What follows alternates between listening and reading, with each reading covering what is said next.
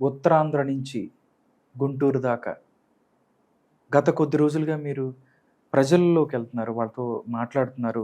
విభజన హామీలు గాని, ప్రత్యేక హోదాకు సంబంధించిన చాలా సభలు పెడుతున్నారు. వాళ్ళని ఎడ్యుకేట్ చేస్తున్నారు. గ్రౌండ్ లెవెల్‌లో 7 రోజుల్లో ఆంధ్రప్రదేశ్‌లో ఎలక్షన్ జరగబోతోంది. వాళ్ళ మూడ్ ఎలా ఉంది? అసలు ఫస్ట్ ఉత్తరాంధ్ర నుంచి మీరు చాలా తిరుగుతూ వస్తున్నారు. గత కొద్ది రోజులుగా 20 రోజుల నుంచి మీరు తిరుగుతున్నారు. మీరేం చూసారు? వాళ్ళ యొక్క రెస్పాన్స్ ఎలా ఉంది? వాళ్ళు దేని గురించి ఆలోచిస్తున్నారు? మధ్యలో గ్యాప్ తీసుకునే గత 17-18 రోజులు తిరుగుతున్నామండి కొంత. వాళ్ళ ముందు మా పక్కన ఆచార్యులు యువజన నాయకులు చాలామంది వచ్చారు. ఎండ మాత్రం ఇరగదీసేసింది. అసలు ఎండ చాలా తట్టుకునే పరంగా 48 మాకు 48 లేదు కానీ నేను చూపిస్తాను. హైదరాబాద్ నగరంలోకి వెళ్తే 42 మన గుంటూరులో నిన్న వెళ్తే ఇక్కడ హైదరాబాద్లో 42 అండ్ ఫీల్స్ లైక్ 42 అని వస్తుంది. ఇది ఒకసారి మీరు మన ఫోన్లు చూపిస్తే ఇప్పుడు ఆధునికమైన ఫోన్లు వచ్చినాయి కదా, మీకు తెలిసే ఉంటుంది. అవును, ఆధునికమైన ఫోన్స్లో జస్ట్ అది చెప్తుంది ఎంత ఉంది ఏంటి. మన ఊరిలో చూసాం. Severe heat through out the week 42 degrees ముందే ఫీల్స్ లైక్ 51 లాగా అనిపిస్తుంది. హైదరాబాద్లో నొక్కితే మీకు 42 ఫీల్స్ లైక్ 41 42 అని కొంచెం తేడా కనిపిస్తుంది. అదే రాజమండ్రిలో కానీ ఏలూరులో కానీ గాలులు కూడా విండ్ 20 kilometers దాకా వెళ్తుంది, దాంట్లో ఇచ్చినాయండి. అందువల్ల మళ్ళీ వెళ్ళటం కార్లో ఇప్పుడు ఆ దిక్కుమాల ఏసీలు కొన్నిసార్లు దిక్కుమాలండి మంచి ఏసీలు అనుకోండి అలవాటు పడి కొంచెం బయటికి వెళ్ళి లోపలికి వచ్చేటప్పుడు చాలా ఇబ్బందికరమైన పరిస్థితులు. రాజకీయ నాయకులు మాత్రం ఈ మేలో పెట్టి మే 25లో పెడితే పాపం వీళ్ళందరూ తర్వాత 5 ఏళ్ళు సుఖపడతారండి. మాలాంటి వాళ్ళు ఉద్యమాలు ఉంటాం కానీ వీళ్ళు మాత్రం ఇవాళ అక్కడ ఊరిని ఎందుకు చెప్పానంటే బాగా తిరిగే చేస్తాను. కార్యకర్తలు మిగతా వాళ్ళు చాలా గట్టిగా కూడా తిరుగుతున్నారు, మీరు చూసుంటారు కార్యకర్తలు కానీ. అందువల్ల నేను ఎందుకు ఒకటి చెప్తా ఉన్నాను, రాష్ట్ర వ్యాప్తంగా ప్రజల్లో అసహనం వచ్చింది. ఎందుకనో ఒక తెలియని కోపం. యాక్చువల్గా ఎండ hungry man is a angry man లాగా వాతావరణం కూడా ఇవాళ చాలా ప్రాజెక్టులో నీళ్ళు లేవు. ఈ టైంలో కరెంటు ఇవాళ భయంకరమైన డిమాండ్ పెరిగిపోయింది. మీరు క్రితం సంవత్సరం ముందు సంవత్సరంతో పోల్చి 25%, 30% అంట. ప్రొడక్షన్ ఎలా పెరిగిపోతుంది, పీక్లో డిమాండ్ భీకరంగా ఉంది. దీనికోసం ఆంధ్రప్రదేశ్ తెలంగాణ ప్రభుత్వాలు తలకు మించిన అప్పులు చేస్తా హయ్యెస్ట్ రేటింగ్ పిఎల్డి పీక్లో డిమాండ్లో 19 రూపాయలు ఒక్కోసారి సబ్జెక్టు కరెక్షన్ అటు ఇటు కానీ ఇది తీసుకొస్తారు. కరెంట్ పోతే ఈ టైంలో కసితో వేసి కొడతారు కదా, భయం వేసి. అవును, వాటి దేశంలో అదే పరిస్థితి నడుస్తూ ఉంది. అందుకని వాతావరణం బాగాలేదు. సరే ఈ టైంలో వాళ్ళ ప్రాజెక్టులో 10 సంవత్సరాలు అత్యల్పంగా నీళ్లు ఉన్నాయి, అలాగే రైతు సమస్యలు ఉన్నాయి. ఈ అన్నిటి మీద ఎన్నికలు జరుగుతున్నాయి. అందువల్ల డెఫినెట్గా పాలకపక్షం మీద సహజంగా వ్యతిరేకత ఉంటుంది 100% ఇన్ జనరల్. సెకండ్ పాయింట్, ఇంతకుముందు మనం మాట్లాడుకున్నాం. నేను కన్సిస్టెంట్గా గత 7 నెలలు 8 నెలలు చెప్తున్నాను, బీజేపీ కలవకముందు తెలుగుదేశం జనసేన వామపక్షాలు కలిస్తే 120 స్థానాలు తక్కువ రాకుండా పైన వచ్చే అవకాశం ఉందని మనం మాట్లాడుకున్నాం. ఎప్పుడైతే గత 5 నెలల నుంచి ఉత్తర భారతీయ జనతా పార్టీ ఎంటర్ అయిందో డ్రాగన్ ఎంటర్ చేసి మాయోపాయాలతో మాయాద్వీపంలోకి తీసుకెళ్ళిందో ఇవాళ అప్పటి నుంచి కూడా వాళ్ళ ప్రతిపక్షాలు కొంత తెలుగుదేశం అండ్ ప్లస్ గ్రాఫ్ కొంచెం పడతా మొదలుపెట్టి 100 దగ్గర వచ్చిందండి. 195 కూడా రాయొచ్చు ఉండొచ్చు. కానీ జగన్ గారి యొక్క మేనిఫెస్టో ఏదైతే పెట్టారో, ఆయన ఎవరో ఆ క్యాంపులో మరి వేరే క్యాంప్ మనిషి ఉన్నాడని తెలియదు కానీ ఎవరన్నా పెన్షన్ ఏదైతే ఉందో చంద్రబాబు నాయుడు గారు పార్టీ ఇచ్చిన హామీ ప్రకారం 4,000 రూపాయలు చేస్తాను, జూన్ నుంచి ఇస్తాను. అది కాకుండా నేను ఏప్రిల్ మే నెలతో కూడా 4,000 చేసేసి ఎక్స్ట్రా కూడా 6,000 కలిపి తీసుకుంటారని ప్రకటించారు. ఇది అఫీషియల్ లంచం అంటారు ఒక విధంగా. లాస్ట్ 4 నెలలు కూడా ముందు ఇస్తానని ఇంతకుముందు కూడా ఇవన్నీ ఆ పార్టీ కాదు, ఒక మిగతా చోట్ల కొన్ని పార్టీలు కూడా దేశంలో కొన్ని చేస్తూ ఉంటాయి అని చెప్తుంటే ఈ పార్టీ ఏమి ఇస్తారా మేనిఫెస్టో కోసం 3 సార్లు 9వ తారీఖు అన్నారు, క్రితం నెలన్నారు. అలాంటిది 27వ తారీఖున విడుదల చేశారు. దాంట్లో 2028 జనవరి నాటికి 250, 2029 70 ఏళ్ళ ఒక 6-7 కలిశానండి. అంటే ఎక్కువ మంది కలవటం అంటే హాయ్ బాగున్నారా ఏమ్మా ఎలా ఉన్నాను కదా, కూర్చుని ఒక అరగంట కూర్చోవాలి, మాట్లాడాలి వాళ్ళతో. ఆంధ్రప్రదేశ్ రాష్ట్రంలో చాలా మంది ఓటర్లు బాగా తెలివి వెళ్ళిపోయారు, వాళ్ళే పెద్ద పొలిటీషియన్స్ అయిపోయారు. వాళ్ళు మాట్లాడలేదు. ఎవరికి ఏమంటారంటే ఎవరికి అసలు సమస్య లేదు. ఎన్యూమరేటర్కి ఇవాళ తలకి దేశంలో 4 చోట్ల చేసేది ఒకళ్ళు చేసి వద్దు మిగతా దేశం 4 చోట ఎంట్రీ చేయొచ్చు ఎన్యూమరేటర్లు. ఏదో చెప్పింది రాసుకొస్తే రావటం లేదు. వాళ్ళతో మాట్లాడాలి, వాళ్ళ సమస్యలు పంచుకోవాలి. ఒక్కొక్కరి దగ్గర 6 గంటలు స్పెండ్ చేయాల్సిన మంచిది ఒక రికార్డుకి. అలాంటి తెలుగుగలాలు అయిపోయారు చాలామంది ఆంధ్రప్రదేశ్లో.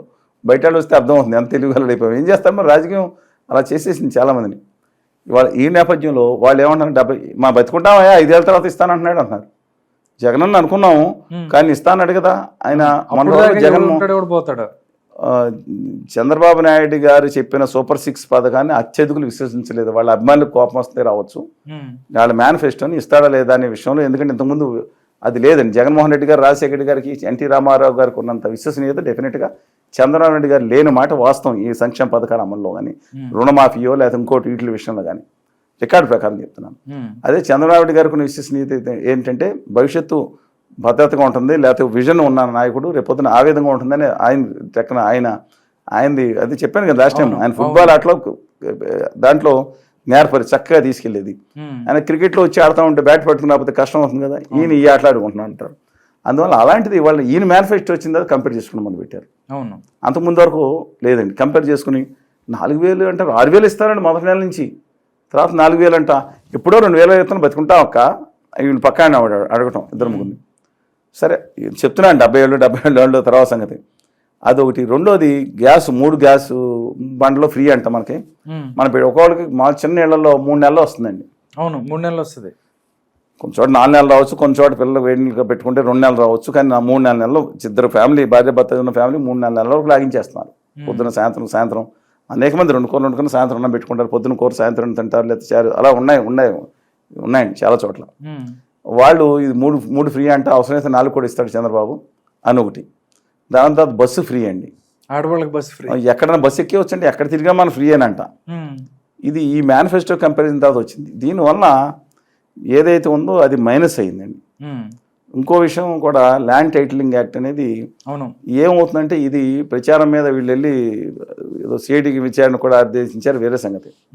ఇవాళ ల్యాండ్ టైటిలింగ్ యాక్ట్ అనేది ఏమైందంటే అందరికీ ఇల్లు పొలం అన్నీ కూడా ఇదేదో అయిపోతుందని, అంటే ఉన్నదాని మీద కూడా.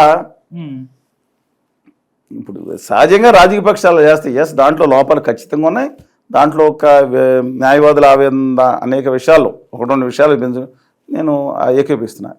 కానీ దాన్ని ఇంకో విధంగా మొత్తం అంతా తాకడ పెట్టేస్తాడు, జగన్మోహన్ తీసుకెళ్ళిపోయాడు అనే విధంగా ప్రచారం అనేది కొంత ప్రజలు. ఈ 2 మైనస్ పాయింట్స్ వల్ల ఇవాళ తెలుగుదేశం 95-100 స్థానాలు అనుకునేది అంటే Telugu Desam plus it is marching ahead.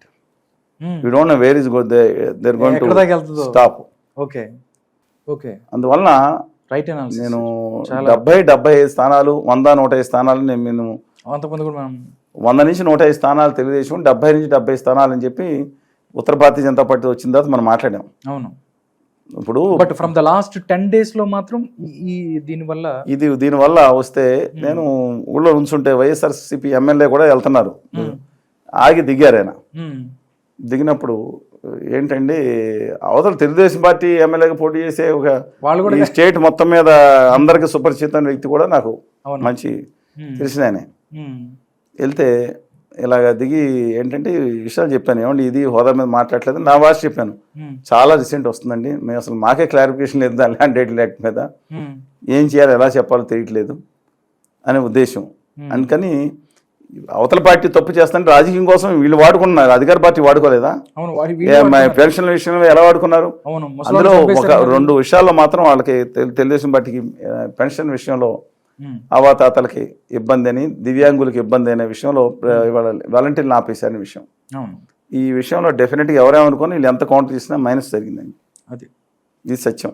Okay, అందుకని బట్ ఓవరాల్ చూసుకుంటే వాళ్ళ తెలుగుదేశం పార్టీ కలిసి వచ్చే అంశాలు ఏంటంటే ఈ ల్యాండ్ ఇప్పుడు ఈ తాజా అది, అలాగే సూపర్ 6 ఎవరు నమ్మని ఎంతకుముందు ఎవరని కాదు అత్యధిక విస్తరించే స్థాయికి జగన్మోహన్ రెడ్డి గారు మేనిఫెస్టో వచ్చింది. అది కంపారిజన్ జగన్మోహన్ రెడ్డి గారు తర్వాత ఆలోచించి చేస్తాను ఎంత అనేది పెన్షన్ అనేది జగనానికి వదిలేయండి అంటే జగన్ ఇస్తాడే ఎంతో కొంత అనేవారు. అది దాంట్లో పెట్టడం వల్ల మిగతా దాంట్లో ఒక 2-3 తప్ప కంటిన్యూస్గా చేసేది లేదా. నేను వాళ్ళని అడిగాను, నిన్న బీబీసీ చర్చకు వచ్చారు ఈనాటి శ్రీనివాస్ గారు, ఎంత ఇచ్చారండి వాళ్ళు చంద్రబాబు నాయుడు గారు దిగిపోయేటప్పుడు 1000 రూపాయలు ఆఖరణ పెంచింది వదిలేసేయండి, 2000 అని పక్కన 1000 రూపాయలు 45 లక్షల మందికి 450 కోట్లు అండి, ఎంత అయ్యేదండి సంవత్సరానికి అన్నారు. మేబీ 5,500 కోట్లు అయ్యేది. ఇప్పుడు ఎంత అవుతుందో తెలుసు నాకు తెలియదండి. మేము దివ్యాంగులకి ఇన్ని వేలు పెంచాం, లేకపోతే 5,000 రూపాయలు ఒకళ్ళకి, మెడికల్ రుణాలు 10,000. ఇవాళ లెక్క ఎంత అవుతుందో తెలుసా, 25,000 కోట్లు అవుతుందండి. అప్పుడు 5,000 కోట్లు లేదు, 25,000 కోట్లు, ఇంకా ఎక్కువ పెంచడం వల్ల రాష్ట్ర ఆర్థిక పరిస్థితి బాగలేదు. కానీ దీనికి అని చెప్పి ఒకటి మాత్రం అనుకుంటున్నాను, లాస్ట్ టైం చంద్రబాబు నాయుడు గారు తెలుసు తన అధికారులు రాకపోవడానికి ఛాన్సులు ఉన్నాయని. అయినా ప్రజల్లో లీడర్ అనేవాడు ఓటమి నొప్పుకోకూడదు ఆకర్షణ వరకు అని తెలిసింది. కానీ వాళ్ళు జగన్మోహన్ రెడ్డి గారు ప్రజల కోసం ఓటమి ఒప్పుకోవట్లేదని నేను 175, 150 అంటలేదు. ఆయన నమ్ముతున్నారు ఎట్టి పరిస్థితుల్లో 120 సీట్లు వస్తాను. లేదా ఇంత దిలాసాగా కూర్చుని ఆయన ఇచ్చేసే మేనిఫెస్టోని అనరు. నేను అధికారంలోకి వచ్చినప్పుడు తాను చేయాల్సింది తానే కదా, ఇచ్చే హామీలు అమలు చేస్తానని. కానీ ఒకటి అడుగుతూ ఉన్నానండి, ఈ రాజకీయ పార్టీని ఆంధ్రప్రదేశ్కి రావాల్సిన విభజన హామీలు మీరు ఏదన్నా సరే అవకాశానికి వచ్చినా నిజం అదే. విభజన హామీలు అడగకుండా లక్షల కోట్ల రూపాయలు కేంద్రం నుంచి తీసుకోవాల్సిన సాధించకుండా పోలవరం ప్రాజెక్ట్ కూడా ఇక్కడ ప్రజలను అడుక్కుని మనం కట్టుకుందామని దిక్కుమాలిన ఐడియాలు పెట్టుకుంటా కూర్చుని ప్రతిపక్షాలు మీకు అంతా వీడియోలు పంపిస్తాను కదా, అది మానేసి అసలు రాష్ట్రంలో భావితరాల గురించి రావడం మానేశారండి. ఒకళ్ళు అంటారు శ్రీలంక అప్పు అయిపోతుంది, 5,000 ఇస్తున్నాడు గోను సంచులు మోసే ఉద్యోగానికి అంటారు. లేకపోతే వాళ్ళకేదో ఇంకోటి ఏదో ఇస్తున్నారు అన్నారు, ఏది అమ్మఒడి 13,000 అని. ఇవాళ మరి గోను సంచులు మోసే వాళ్ళకి 10,000 అని పెట్టి అమ్మఒడి వాళ్ళకి 15,000, అది 2, 3, 4 పిల్లలను ఇస్తానని చెప్పి 18 ఏళ్ళు నిన్న ప్రతి మహిళకి ఇర్రెస్పెక్టివ్ ఆఫ్ దానికి 2-3 సార్లు స్పష్టంగా ఇచ్చాం, ప్రతి మహిళకి నెలకు 15,000 చొప్పున సంవత్సరం 18,000 ఇస్తాను 59 ఏళ్ళ వరకు అని. బీసీ, ఎస్ఎస్టీ, మైనార్టీలకి 50 ఏళ్ళు దాటితే పింఛన్ ఇస్తానని. ఇప్పటికీ 66 లక్షల పింఛన్లు జరుగుతూ ఉంటే ఇది 50 ఏళ్ళు దాటితే 75-80 లక్షల పింఛన్లు అయ్యి దాన్ని 4,000 రూపాయలు నుంచి యావరేజ్ వాళ్ళకి 6,000 రూపాయలు చొప్పున చేసుకుంటూ వెళ్తే ఎంత అవుతుందని రాష్ట్ర బడ్జెట్ కూడా 70-60-70 కోట్లు సంపద సృష్టించడం అనేది అంత ఈజీ అండి. కొంతవరకు చేంజ్, ఒక పాలకుడు మారిన తర్వాత అతను ఒక టీం బట్టి కానీ కొంత చేంజ్ వచ్చేటట్టుంది. భూభాంతరాలు దద్దరిల్లిపోయి చేంజ్ అందుకు అర్థం చేసుకోరు. అవతల మనిషి మీద కోపం, ద్వేషం ఎంత. జగన్మోహన్ రెడ్డి గారు తన పని తాను చేసుకోకుండా విభజన హామీలు సాధించకుండా ఇంకోళ్ళ మీద కక్షాది పెట్టడం వల్ల కదా పరిస్థితి. వాళ్ళు చంద్రబాబు నాయుడు గారి పార్టీ కూడా మేము సాధ్యాలు మేము ఆలోచన చెప్తామంటే ఎక్కడి నుంచి తీసుకొస్తారండి, ఏం చేస్తారు? అవినీతి అరికట్టారండి, ఇంతకుముందు అలాగే చెప్పారు కదా. ఈ బాధితారు శ్రీలంక ఊదుకుంటే శ్రీలంక ఇంకా బాగుంది, ఎక్కడికి తీసుకెళ్ళిపోతారు దేశాన్ని? వెంజులా శ్రీలంక, అది ఉగాండా కూడా బాగానే ఉంది, ఇథియోపియాకు ఇంకా అబిసినియా ఇంకా చాలా దేశాలు దాంట్లో దగ్గర తీసుకెళ్ళిపోతారా? ఏ స్టేజ్ తీసుకెళ్ళిపోతున్నారు? భావితరాల అభివృద్ధి కోసం హోదా విభజన హామీలు రాయితీలు వస్తాయి, ఇండస్ట్రీస్ వస్తాయి బాబు, స్టీల్ ప్లాంట్ అప్పుడు దాని మీద చర్చ చేయట్లేదు. వీళ్ళందరూ మాట్లాడితే మేము ఇది ఇస్తాం ఉన్నది కాపాడుకోండి అంటే దాని గురించి మాట్లాడరు. ఉన్న హక్కులు కాపాడండి, ఢిల్లీతో దెబ్బలంటే మాట్లాడరు. ఢిల్లీలో బానిసలో, కట్టు బానిసలో, ఇక్కడ మాత్రం గల్లీలో సింహాలు మాట్లాడితే ఇది భావితరాలు. నేను చెప్తా ఉన్నాను, ఆంధ్రప్రదేశ్కి ఖచ్చితంగా హక్కుల కోసం, ఆత్మగౌరవం కోసం పోరాడే వాళ్ళు లేకపోతే ఆ ఆంధ్రప్రదేశ్ పరిస్థితి ఎలా ఉంటుందో ఆలోచించుకోమని చెప్పి కోరుతున్నాను. వీళ్ళు రావటం, వాళ్ళు రావటం.